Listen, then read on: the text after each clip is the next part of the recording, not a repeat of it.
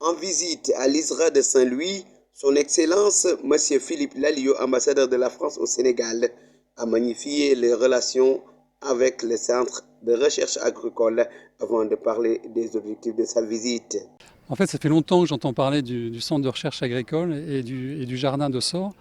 Et j'en entends parler depuis longtemps pour plusieurs raisons. La première, c'est que on a des relations avec l'ISRA, qui sont des relations particulièrement nourries, je le dis devant le directeur ici, et particulièrement nourries, particulièrement anciennes entre l'ISRA et le CIRAD, entre l'ISRA et l'IRD.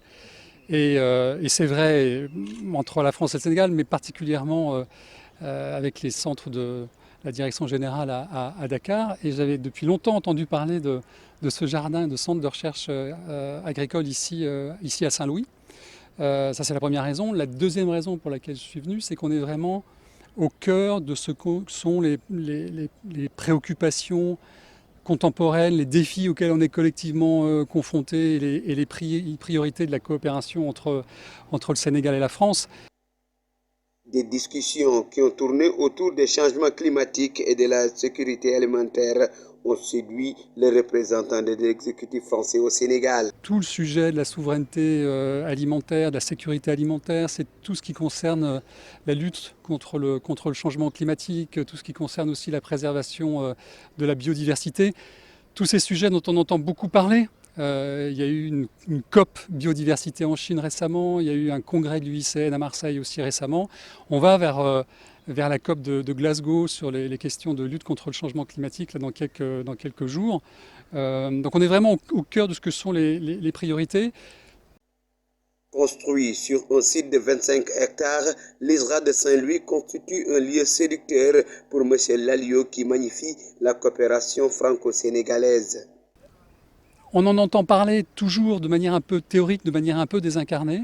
Et je crois qu'il faut venir ici sur le terrain, dans des centres d'excellence comme celui où nous sommes aujourd'hui, pour voir concrètement qu'est-ce que c'est que préserver la biodiversité, qu'est-ce que c'est que se poser des questions sur l'eau, sur tout ce qui en fait aujourd'hui fait à la fois la très grande complexité et la très grande utilité de l'agroécologie et des manières de produire différentes.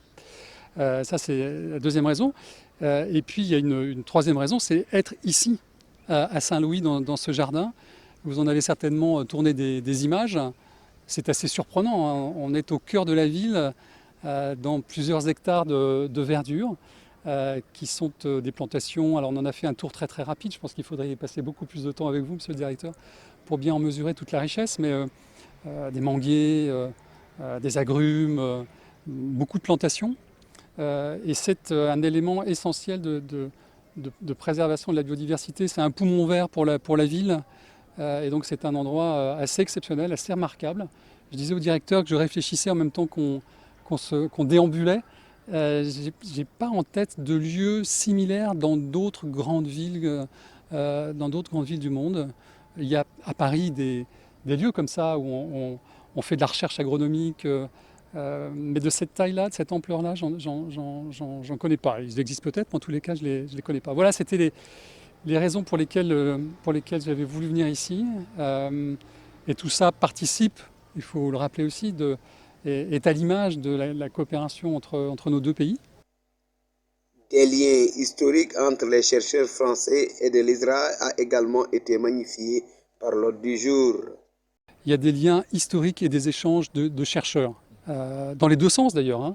Des chercheurs de l'ISRA qui vont passer quelques mois, quelques années dans nos centres de recherche en France, et puis des chercheurs en France qui viennent passer ici quelques années. Il y en a qui sont d'ailleurs ici en fonction au centre de recherche agricole de Saint-Louis. Et c'est très important, ça concerne non seulement des chercheurs, mais ça concerne également des étudiants.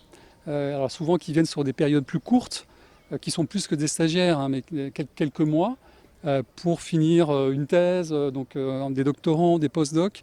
C'est tous ces échanges humains qui font la qualité de la coopération scientifique entre nos grands centres de recherche.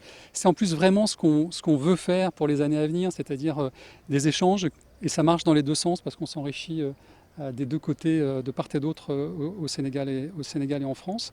Et puis on a des programmes qui sont développés sur des années, financés aussi par le Sénégal, la France, l'Union européenne, différentes sources de financement. Donc c'est par plein d'aspects une coopération qui est non seulement emblématique de la qualité de notre coopération, mais qui est assez exemplaire. La présence de son Excellence M. Philippe Lalliot justifie à elle seule la coopération franco-sénégalaise au plan de la recherche agricole, explique Dr Madiama Cissé, directeur ESRA de Saint-Louis. Je pense que cette présence justifie à elle seule le niveau de nos relations avec la France. J'en veux pour preuve la présence actuellement au niveau de nos équipes de recherche, de partenaires du CIRAD, je le disais. On partage également des projets avec l'IRD.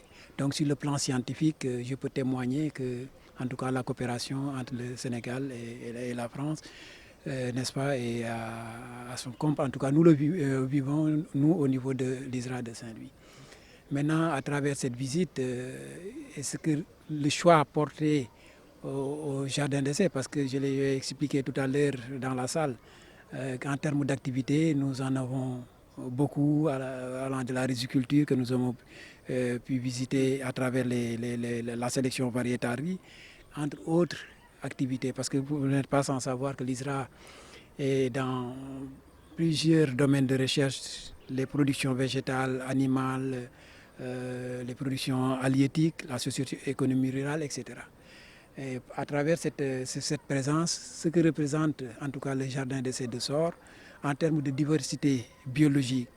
Et le message qu'on a voulu délivrer à travers ce passage, c'est de montrer que plus que par le passé, ce jardin d'essai devrait être, n'est-ce pas, un poumon vert pour Saint-Louis. Nous allons vers des lendemains où on va aller vers la production de pétrole à côté. Donc cela va impacter sur le plan environnemental. Et si aujourd'hui on continue encore avec cette pression que nous avons au niveau du domaine, que nous avons vécu, si on ne travaille pas à sécuriser, n'est-ce pas, le patrimoine génétique que nous avons ici, cela peut impacter négativement, en tout cas au niveau de notre chère ville Saint-Louis.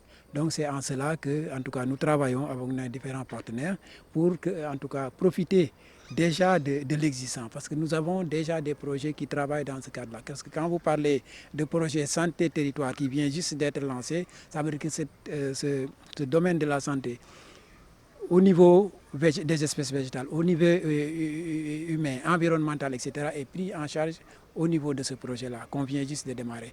Et on réfléchira comment, en tout cas, on est en train de réfléchir comment le jardin d'essai peut encore plus prendre de place par rapport à ces activités-là, pour lui donner véritablement la place qu'elle mérite au niveau de la ville, n'est-ce pas, de Saint-Louis.